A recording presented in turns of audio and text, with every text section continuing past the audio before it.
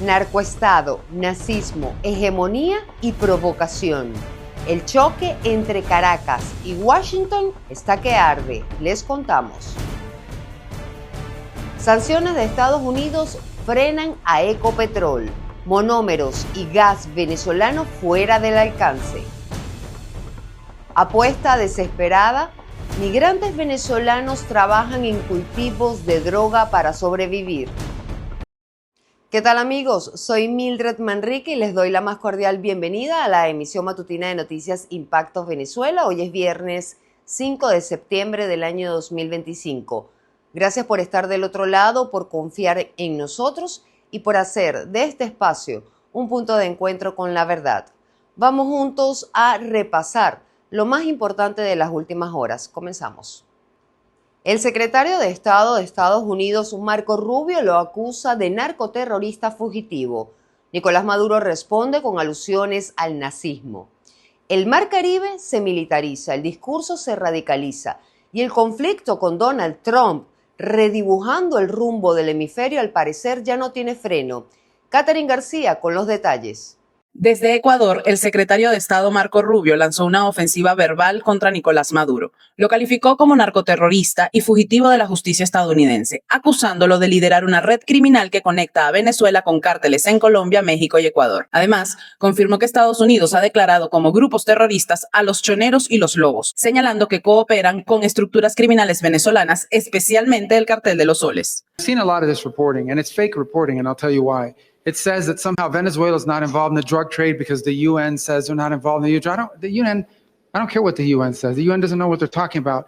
Maduro is indicted by a grand jury in the Southern District of New York. So number one, let there be no doubt, Nicolás Maduro is an indicted drug trafficker in the United States, and he's a fugitive of American justice.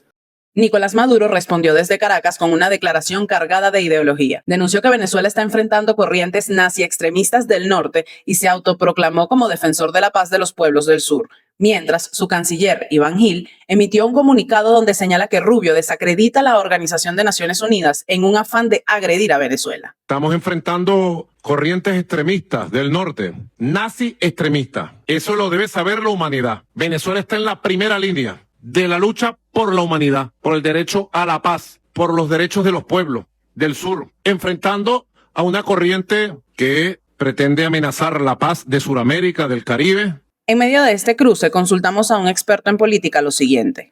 ¿Cuál es el impacto real de este choque de narrativas entre Rubio y Maduro en el tablero geopolítico? Tener un impacto actual, según lo que el gobierno de los Estados Unidos quiere proyectar, en que ellos no están presentando una narrativa de cambio de gobierno o de incidencia política en Latinoamérica.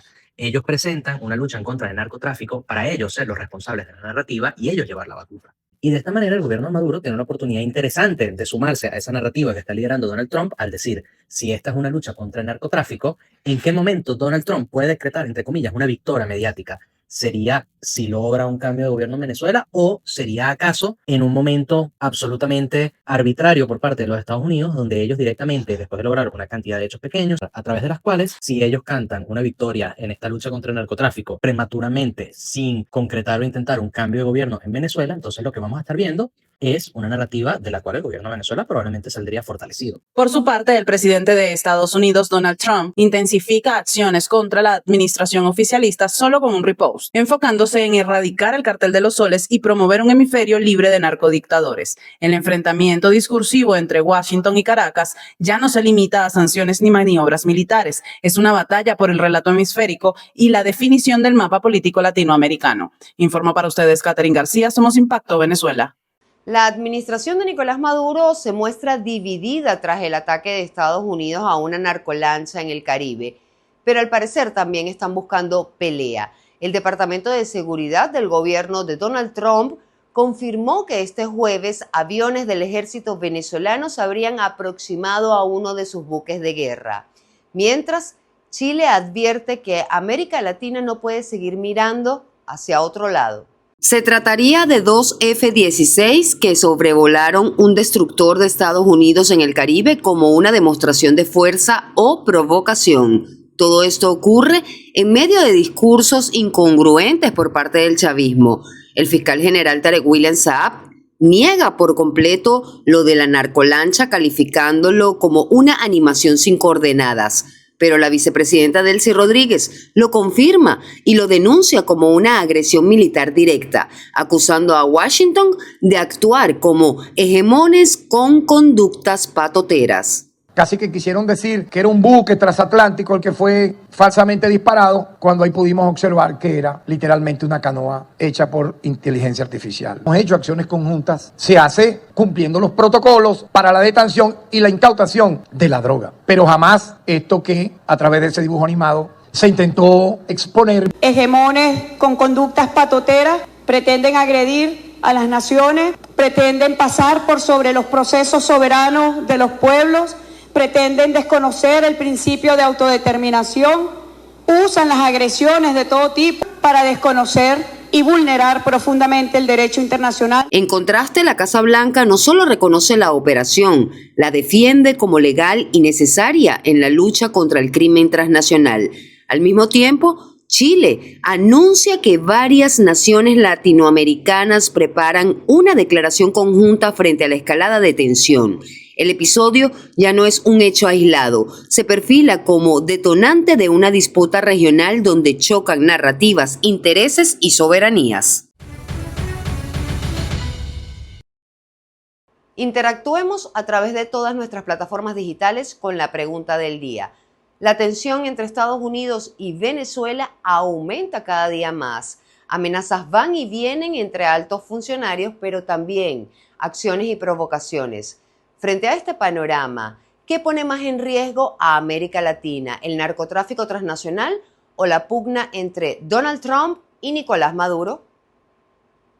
Argumenta tu respuesta, los comentarios están a tu disposición, te leemos. Lo acusan de ser un agente del chavismo y él se autodenomina opositor a la administración de Nicolás Maduro. Argentina expulsó al dirigente político venezolano José Gregorio Noriega. La oposición celebró la decisión, pero ¿quién es este personaje? Quique Frías nos cuenta.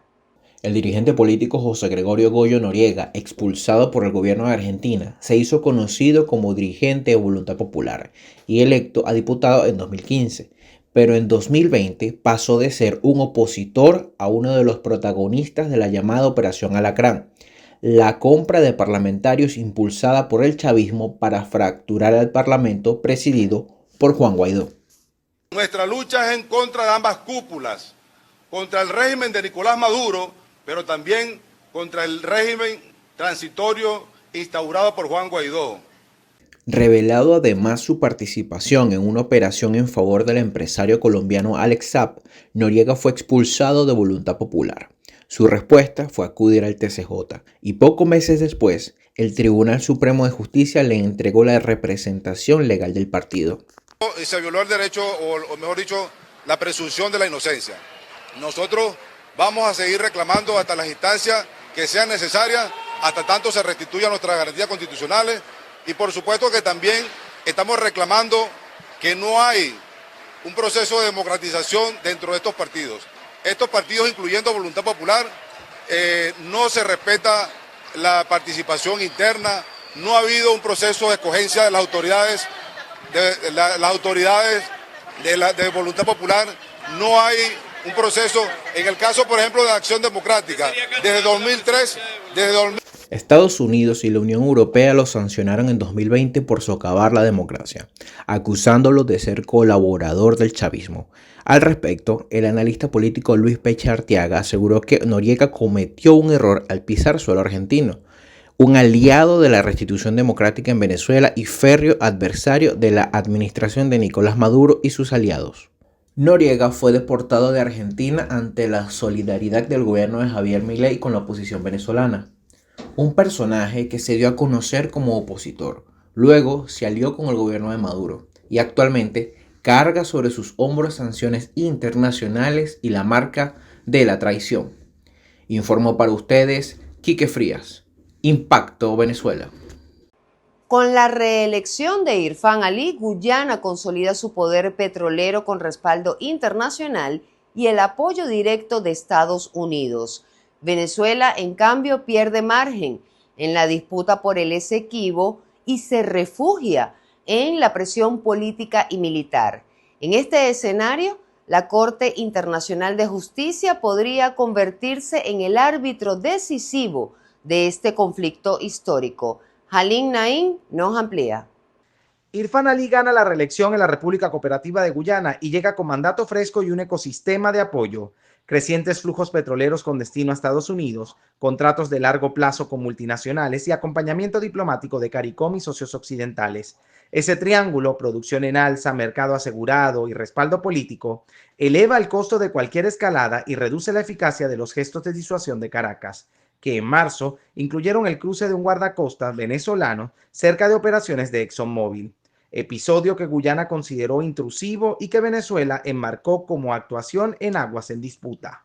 La reelección del presidente de Guyana pues muestra una ratificación a las políticas internas y externas que tiene este presidente de fomentar el trabajo de conquista territorial y sobre todo de explotación petrolera, cosa que al final para Venezuela esto sigue siendo un atentado hacia la soberanía de nuestro país y sobre todo a la explotación de los recursos naturales indebidamente y en espacios que son netamente del territorio venezolano. La reelección de Irfan Ali para Venezuela sirve un menú realista que pasa por la diplomacia y el derecho internacional. Sostener su alegato histórico sin acciones que disparen primas de riesgo, sanciones o incidentes en alta mar, y aprovechar la causa ante la Corte Internacional de Justicia para ganar tiempo político interno. La alternativa de ensanchar ejercicios, interceptar embarcaciones o tensionar con Guyana choca con una Guyana en expansión energética, una cadena logística alineada con compañías globales y un entorno de vigilancia marítima reforzado por Estados Unidos. Esta reelección de este presidente en Guyana, pues lo que va a hacer es escalar las relaciones con Estados Unidos y Venezuela a un nivel más álgido, más tenso, más fuerte, en donde Venezuela se va a tener que blindar con sus aliados de potencia, que son China y Rusia, para no solamente defenderse o buscar cuidarse de las tensiones que hay en el Mar Caribe, sino que también se busque cuidar de las tensiones que hay en el Esequibo específicamente. El riesgo inmediato es un error de cálculo en el Mar Caribe o el Océano Atlántico. Incidentes como los disparos denunciados por Georgetown contra una embarcación logística en las elecciones o las interdicciones que Washington atribuye a lanchas que habrían zarpado desde Venezuela elevan la temperatura y multiplican los actores en la escena. Con Ali decidido a blindar su plataforma petrolera y Caracas decidida a no ceder en su narrativa territorial, la pregunta para Venezuela no es si mantener el reclamo, eso seguirá, sino cómo hacerlo sin convertir el Esequibo en un acelerador de costos económicos, jurídicos y estratégicos para el país. En Impacto en 60 segundos les contamos también resumidamente otros hechos de interés. No se despeguen de nuestra pantalla, seguimos.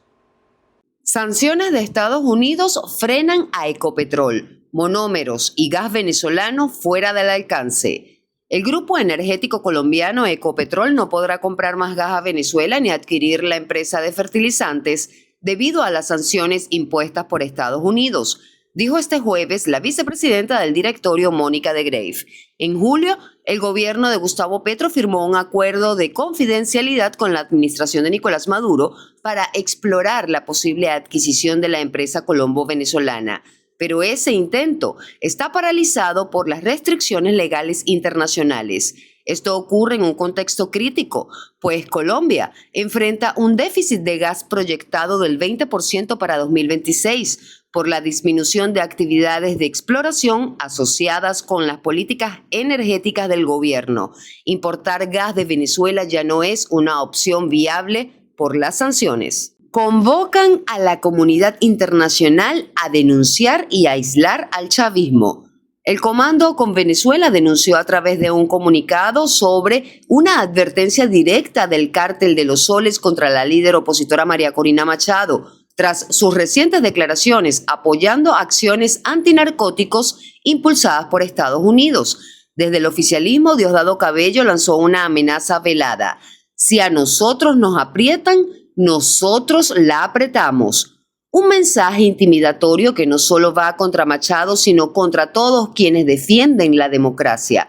El comunicado además hace un llamado urgente a intensificar la solidaridad internacional y evidenciar la criminalidad del régimen ante el mundo.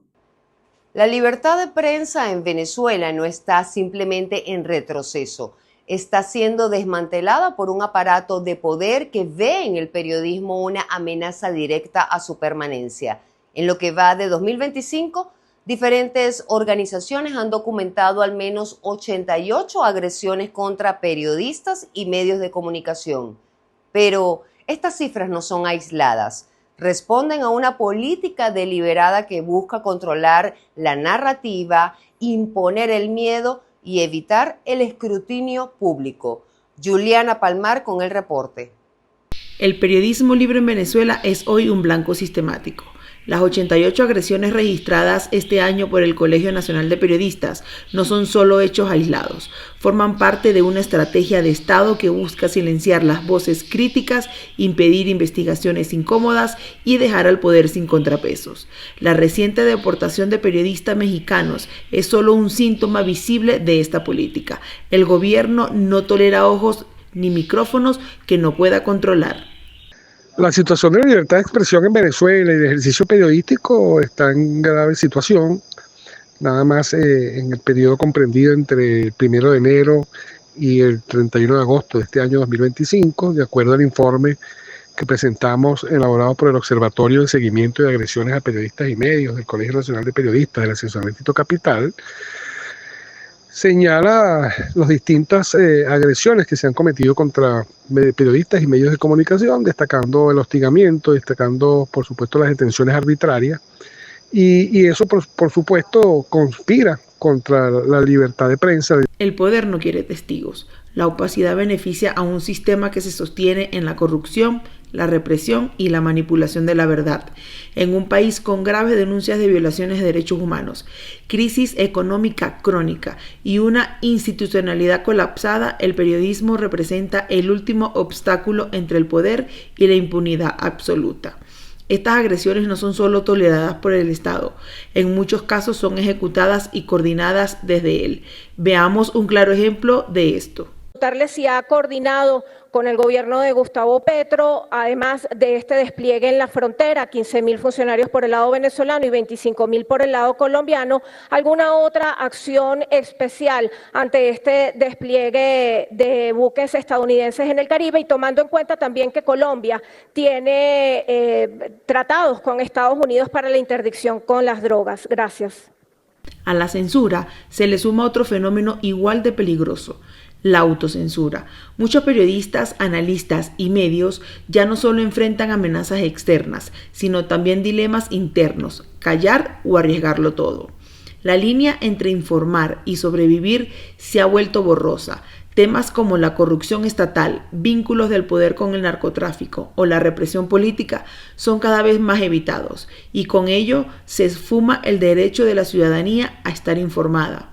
La situación de la prensa en Venezuela no es solo un problema de los periodistas, es un problema de todos. Sin prensa libre no hay democracia, no hay transparencia, no hay justicia. Las agresiones a la prensa no son solo daños colaterales, son una herramienta central de un modelo autoritario que necesita el silencio para sostenerse. Para Impacto Venezuela, Juliana Palmar. Colombia bate récord histórico con más de 250.000 hectáreas de coca, y la crisis venezolana alimenta el problema. Migrantes estarían trabajando en cultivos y laboratorios, fortaleciendo las finanzas de grupos armados como los Comandos de la Frontera, poniendo en riesgo el apoyo internacional en la lucha contra el narcotráfico. Génesis Pérez con el informe. Colombia enfrenta un escenario crítico. Con más de 250.000 hectáreas de coca sembradas, el país concentra el 67% de la población global y enfrenta el riesgo de perder el respaldo financiero internacional si no logra frenar el crecimiento del narcotráfico. En este contexto, la frontera con Venezuela se ha convertido en el epicentro de un fenómeno que mezcla crisis migratoria y economías ilícitas. Miles de venezolanos desplazados por la pobreza en su país han encontrado en la recolección de hoja de coca, el transporte de insumos y el trabajo en laboratorios clandestinos su única fuente de sustento. En zonas como Tibú y Putumayo, se estima que entre 13.000 y 15.000 migrantes venezolanos trabajan como raspachines, recibiendo apenas 1.000 pesos por kilo de hoja recogida, lo que equivale a jornadas agotadoras para ganar entre 20 y 25 dólares diarios. Otros son reclutados por grupos como los Comandos de la Frontera, que controlan corredores estratégicos de droga y la economía local. Las denuncias de ONGs y autoridades indican que muchos migrantes son obligados a cargar cocaína en trochas para pagar su paso o endeudamiento, exponiéndose a violencia y represalias si incumplen. Analistas advierten que esta realidad no solo perpetúa el ciclo de pobreza de los migrantes, sino que además refuerza el poder de los grupos armados y pone en entredicho el compromiso de Colombia en la lucha antidrogas. Washington ha advertido que el crecimiento de los cultivos podría llevar a revisar la cooperación internacional, amenazando cientos de millones de dólares en apoyo militar y social. La paradoja es clara. Mientras el país necesita mostrar resultados para mantener la ayuda, la crisis humanitaria venezolana sigue alimentando la mano de obra barata que mantiene viva la industria de la coca. En Cúcuta se llevó a cabo el tercer encuentro binacional Visión Frontera 2025, donde más de 300 empresarios colombianos y venezolanos se reunieron con la intención de reactivar la economía en la zona limítrofe y fortalecer el intercambio comercial entre ambas naciones. La noticia con María José Prado. En la ciudad de Cúcuta se adelanta el tercer encuentro binacional, Visión Frontera 2025, un espacio que reúne a más de 300 empresarios de Colombia y Venezuela con un objetivo en común: impulsar la reactivación económica de la frontera. El embajador de Venezuela en Colombia, Carlos Martínez, destacó que este encuentro busca consolidar vínculos empresariales que permitan potenciar el intercambio comercial que en los últimos 3 años ha venido creciendo y que podría superar los $1.000 millones al finalizar 2025. Martínez también confirmó el despliegue de 15.000 hombres venezolanos en la zona fronteriza, con la misión de reforzar la seguridad y la soberanía. Finalmente subrayó que la meta es volver a convertir esta zona en la frontera más activa de América Latina. Asimismo, la ministra de Comercio Exterior de Venezuela, Coromoto Godoy Calderón, se mostró optimista del encuentro empresarial binacional. Que es un gran impulso a la zona binacional de paz, desarrollo social y económico, que se enmarca en un memorándum de entendimiento suscrito por ambos países el pasado 17 de julio.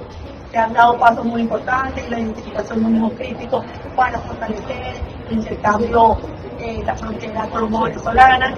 Con este encuentro, empresarios y autoridades de ambos países reafirman su compromiso de convertir nuevamente a la frontera colombo-venezolana en un motor de desarrollo de América Latina. Amigos, hasta aquí nuestra emisión matutina de noticias. Para más visiten www.impactovenezuela.com y nuestras redes sociales @impactove. Suscríbanse y activen las notificaciones en nuestro canal de YouTube, muy atentos a la programación especial del fin de semana. Que tengan un excelente descanso, nos vemos el lunes con el favor de Dios.